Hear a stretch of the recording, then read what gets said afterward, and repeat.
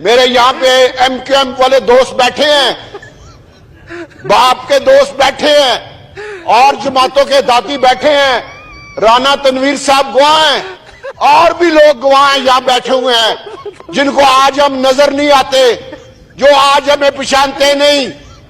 ان میں سعد رفیق صاحب بھی شامل ہیں, جن کو ہماری نظر آج ہم نظر نہیں آتے, وہ ہمیں آج پہچانتے نہیں.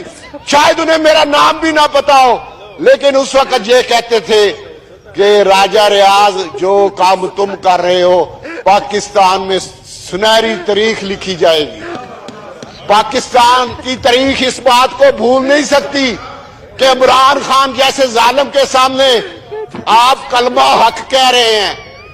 آج ہمیں نہیں پہچانتے تو کوئی بات نہیں.